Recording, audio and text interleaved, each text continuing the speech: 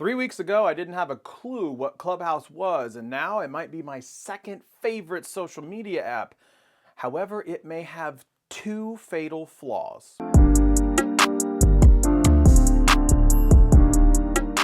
What's up, everybody? This is Scott. Welcome back to another video. Well, like the intro said, 3 weeks ago, I had never heard of Clubhouse, and now I can't get enough of it. See, Clubhouse is this fairly exclusive audio-based social media app, and the company says it's a new type of social product that's based solely on your voice, allowing people to tell stories, deepen relationships and friendships while meeting others from around the world is pretty much the point of the app. Now, according to the company, the main rule is simple.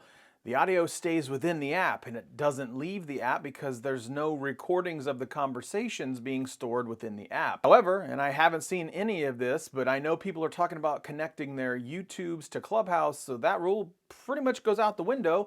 And if it hasn't been broken yet, it soon will be. Now, the cool thing is you can pop into some of the rooms within Clubhouse, have these live podcast style conversations, and listen to panel discussions from some of your favorite creators and celebrities, and then just leave when you don't want to listen anymore. There's a little peace sign at the bottom of the app for you to leave the room nice and quietly. And you can check out Shelly Saves the Day. She actually made a video about etiquette, and I will leave a link in the description and try to throw a card up here so you can learn some etiquette if you're trying to figure out what to do in some of those Clubhouse rooms. Now, if you enter a room where you might like to speak, you can simply raise your hand. Then there's an option at the bottom of the little app where you can wait for the moderator to bring you onto stage, and that simply means that you're allowed to speak. Now, once you're on stage, you can unmute your mic and talk, and then once you make your point or ask your question, you just mute your mic, and that's pretty much it. I found the conversations are fun, hilarious, engaging, and connecting with others more around the world that I've never connected to. As a matter of fact, in one of the rooms that I was in, I had conversations that spanned 6 different time zones. It was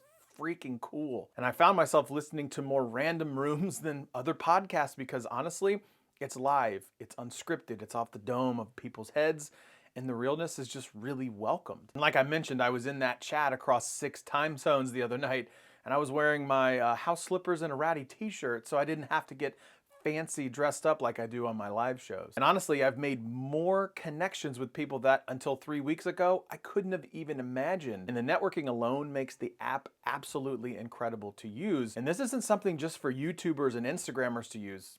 Honestly, it's got some huge celebrity firepower. From Chris Rock, Oprah, Drake, mega celebrities are using this app and connecting directly with their fans, and it's incredible. And the app has the potential to be huge, but there are 2 things that might be the fatal flaws for it. Now, the first is this is an iOS invite-only social media app, meaning that for a huge number of the people in the world, you're not going to be able to use this app because it's iOS only.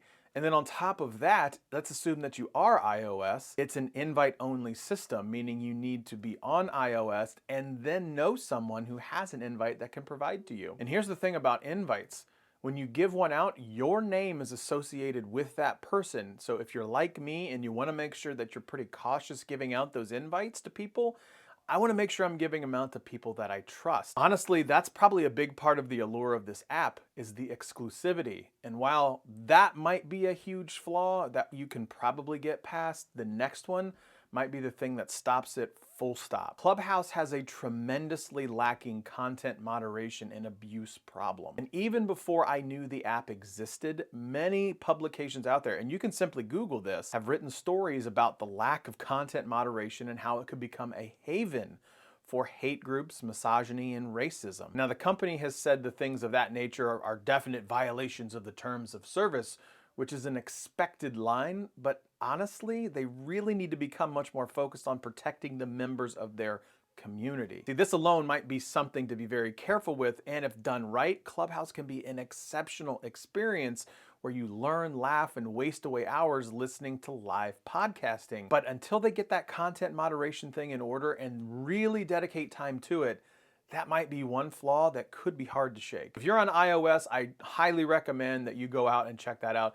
If you're not on iOS, I'm sorry. I'm still Team Pixel. I happen to have an iPhone as well. If you have an iPad will also work as well. So you may be Team Android when it comes to your phone, but if you do have an iPad, It will definitely work for iPad as well, so check that out if you haven't already. So that's it. That's all I have. Thanks for watching, and as always, like, share, subscribe, thumbs up, leave a comment below, and we will see you next time.